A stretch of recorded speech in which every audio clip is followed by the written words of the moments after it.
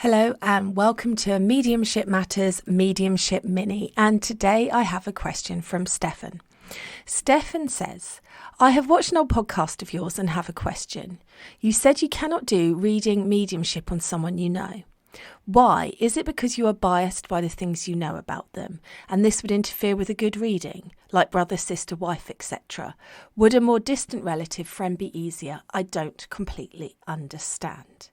I also wanted to tell you I've gained a benefit from your podcast, even though I do not desire to be a medium. These skills help me to be a better healer, so I am learning it. I've been spending time just sitting and nurturing my relationships with my guides as you have suggested. I wasn't sure how to do it, but it has been working. I saw one of my spirit guides and he gave me a few visions of things and put his hands on my shoulders, so I can tell you it worked for me. I still need much more, but these little gifts are so great. I tell my wife about it. Although she is a little sceptical, she does believe these things are happening after I channeled her father who passed away. Thank you very much, Stefan. Okay, so there's two different types of readings and different things within the readings that I want to cover here, so this may not be as mini as I would like. So if you are reading like oracle cards, spiritual guidance for somebody, I do think it's hard when you know them, because naturally we have opinions about things. It's very hard to tell somebody that you think their husband is really going to be a brilliant husband if you've already decided you don't like him, for example. We are human. So of course there is that element of needing to get out of the way and trust in spirit, but it's harder. If I said you completely can't do it, I apologise. What I mean is it's harder. It's more difficult in a guidance kind of space to keep yourself out of the way. If you've got somebody that keeps moaning about their existence on earth but doing nothing about it, and you've been living with them moaning, and every time you see them they're moaning, when you then go to be that place of spirit for them, it's harder to not just say, well, you need to pull your finger out and get on with things. And it's harder to be open to other messages. And of course, spirit know the best way to get somebody where they need to be for their highest good. And that isn't always about your opinion.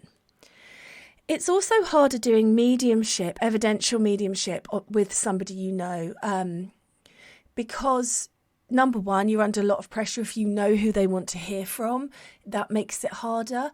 If you've already met the person in the spirit world, that makes it harder, because when you're first blending with the spirit world in an evidential connection, the first pieces of information you get are what creates and starts that blending process. And if you are constantly judging it because you say, well, I knew your granddad and I knew this about him, you want to get to that state where you are able to get the more specific bits of evidence, perhaps the things that you didn't know.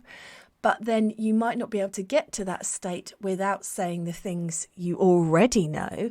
And then if you're saying things you already know about somebody because you met them or you know of them from your sitter, you're then going to be feeling like you're not doing your job properly.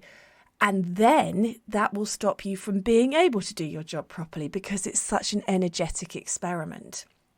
So that's why it's really very much harder to do links with people that you know, because you know who they've lost, and generally speaking, you've met who they've lost or heard stories about who they've lost.